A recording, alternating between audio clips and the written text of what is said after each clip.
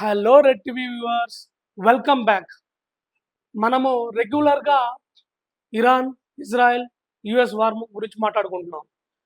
ఈరోజు టాపిక్ ఏమంటే, బిగినింగ్లో ఇరాన్ ఇజ్రాయెల్కు ఫ్రెండ్.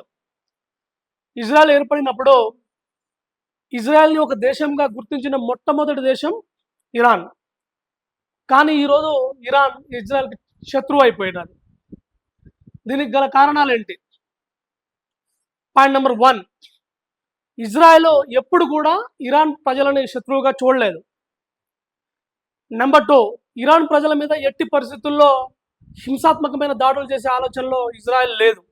కానీ సమస్యల్లో వచ్చింది హిజ్బుల్లా, హౌతీ, హమాస్. ఈ తీవ్రవాద సంస్థలు ఇస్లాం అనే ఒక రిలీజియన్ ఆస్పెక్ట్లో ఉండి ఇజ్రాయెల్ని టార్గెట్ చేసి, తర్వాత ఇజ్రాయెల్ ఫ్రెండ్లీ కంట్రీని టార్గెట్ చేయడం వల్ల అమెరికా ఇన్వాల్వ్ అవ్వాల్సి వచ్చింది. ఇప్పటికీ కూడా ఇజ్రాయెల్ గవర్నమెంట్ నుంచి కానీ, నెతన్యాహు నుంచి కానీ ఉన్న స్టేట్మెంట్ ఏంటంటే, మేము ఎట్టి పరిస్థితుల్లో ఇరాన్ సామాన్య ప్రజలని హట్ చేయము, వాళ్ళని టార్గెట్గా చేసుకోము అని చెప్తున్నారు. అయితే ఈ వార్లోకి ఎంటర్ అవడానికి ముందు ఇరాన్ని చాలా తక్కువ అంచనా వేసింది అమెరికా. బట్ దాని పొటెన్షియాలిటీ ఏంటో ఇజ్రాయెల్కి తెలుసు. ఇది ఎంత ప్రొలాంగ్ అవుతుందో, ఎంత డ్యామేజ్ అవుతుందో, ఎలాంటి పరిస్థితులను ఎదుర్కోవాల్సి వస్తుందో ముందే ఇజ్రాయెల్కి తెలుసు. కాకుంటే క్రిస్టియానిటీ అనే ఆస్పెక్ట్ తోటి, జెవిష్ అనే ఆస్పెక్ట్ తోని అమెరికా యుద్ధంలోకి దిగడం జరిగింది. ఈవెన్ పెంటగాన్ సెక్యూరిటీ ఆఫీసర్స్ కూడా, అమెరికన్ అడ్వైజర్స్ కూడా క్లియర్ కట్గా చెప్పింది ఏమంటే, ఎట్టి పరిస్థితుల్లో ఈ వార్ని స్టార్ట్ అవ్వకుండా చూడండి ట్రంప్ గారు అని చెప్పి రిక్వెస్ట్ చేశారు. Mister president, don't start the war అని చెప్పారు. కానీ అతను వినలేదు. అతని ప్లానింగ్ ఏంటి?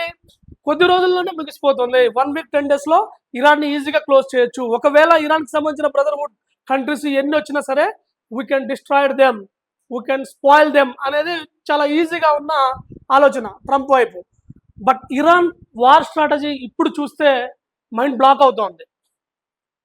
ఏమంటే, థర్డ్ ఎయిర్ డిఫెన్స్ సిస్టమ్ యుఎస్కి సంబంధించింది డిస్ట్రాయిడ్ అయిపోయింది. అబ్రహాం లింకన్ అటాక్ చేశారు. వాళ్ళకి సంబంధించిన హై కాస్ట్ సంబంధించిన వెపన్స్ని వీళ్ళు లో కాస్ట్తో ఉన్న డ్రోన్స్తో అటాక్ చేస్తున్నారు. ఇరాన్ దగ్గర కమెకాజ్, షాహెద్ 136 డ్రోన్స్ ఉన్నవి. వాటి కాస్ట్ వచ్చి $10 to $20, $1,000.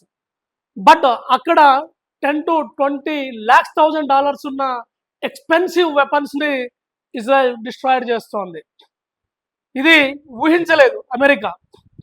సో ఇలాగే కంటిన్యూ అవుతున్న ఈ యుద్ధంలో ప్రపంచ వాణిజ్యానికి సంబంధించి, ప్రపంచ ప్రజల అవసరానికి సంబంధించి కార్గో షిప్స్ కానీ, సముద్రయానం నుంచి జరిగే రవాణా వ్యవస్థ ఏదైతే ఉందో, వస్తువులు అవసరమైనవి ఏవైతే ఉన్నాయో అవన్నీ స్ట్రక్ అవడం వల్ల మనకు వ్యాపారానికి సంబంధించిన గొంతుల నిలబడింది. ఏంటిది? హర్ముజ్ స్ట్రైట్ అంటే హర్ముజ్ కాలువ.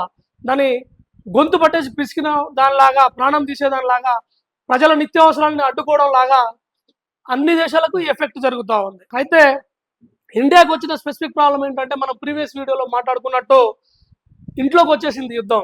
అంటే గ్యాస్ నీడ్స్ కానీ, ఫ్యూయల్ నీడ్స్ కానీ, తర్వాత మనకు కావాల్సిన ఇంపోర్ట్స్ ఇరాన్ నుంచి కానీ, గల్ఫ్ నుంచి కానీ, ఆయిల్ ట్యాంకర్స్ ఏవైతే ఉన్నాయో అవి రాకుండా అడ్డుగా ఉండడం, మనకు సంబంధించిన ఎక్స్పోర్ట్స్ ఏవైతే ఉన్నాయో అవి అక్కడికి వెళ్లకుండా అడ్డుపడము, ఇలాంటి పరిస్థితులన్నీ మనం ప్రజెంట్గా ఎదుర్కొంటూ ఉన్నాం. సో యుద్ధం ముగిసేది ఒక నీడ్ అయితే, దీనివల్ల తక్కువ నష్టం జరిగించడానికి ఏ కారణాలు ఉన్నాయో, తర్వాత ఏ ఇన్పుట్స్ కావాలో చూసుకోవడానికి కూడా అన్ని దేశాలు ఆలోచిస్తున్నట్టు తెలుస్తోంది. తర్వాత ఈ యుద్ధం ద్వారా ఎన్నో పాఠాలు నేర్చుకోవచ్చు.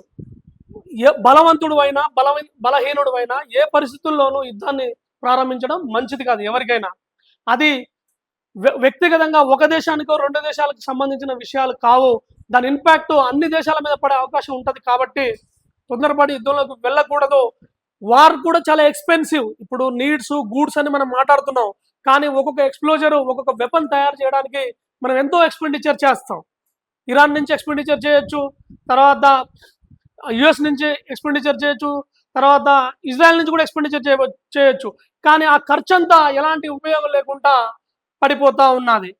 సో ప్రాణం, యుద్ధం విలువ, ప్రాణం, ఆస్తి నష్టం, తర్వాత ప్రపంచ శాంతి ఇవన్నీ వస్తున్నాయి. కాబట్టి సాధ్యమైనంత తొందరలో ఈ నష్ట నివారణ చర్యలు గ్లోబల్ వైడ్గా తీసుకొని ఒక పీస్కు స్టెప్ తీసుకుంటారని మనం అనుకోవచ్చు. కానీ అది జరిగే అవకాశం ఉన్నట్టు కనిపించడం లేదు.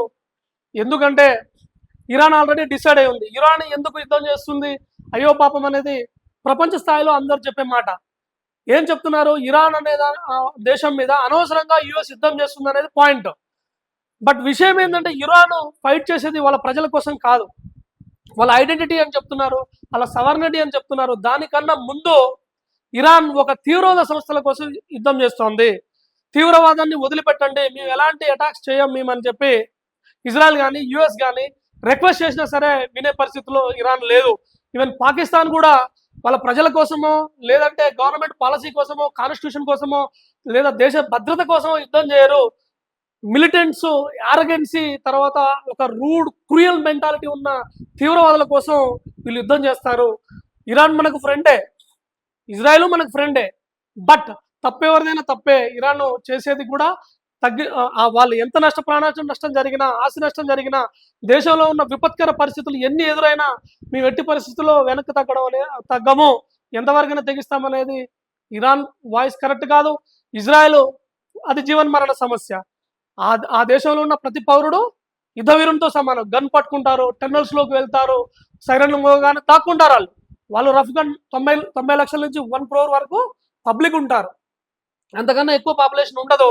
వాళ్ళకదే ఎలాగో అదే జీవన్మరణ సమస్య. యుఎస్ కూడా ఓ స్టెప్ తీసుకొని సాధ్యమైన తొందరలో ఈ యుద్ధం వల్ల మిగతా దేశాలు, ప్రజలు ఇబ్బంది పడకుండా చూసుకునేలా ఉంటే మంచిది. ఎవరి ఐడియాలజీతో యుద్ధం స్టార్ట్ అయినా రోజులు గడుస్తున్న కొద్దీ, పరిస్థితులు మారుతున్న కొద్దీ వాళ్ళు రీథింక్ చేసి, రీసెట్ చేసుకొని నార్మల్ పొజిషన్కి రావాలి, సాధారణ పరిస్థితికి రావాలని మనం మనస్ఫూర్తిగా కోరుకుందాం. Thank you.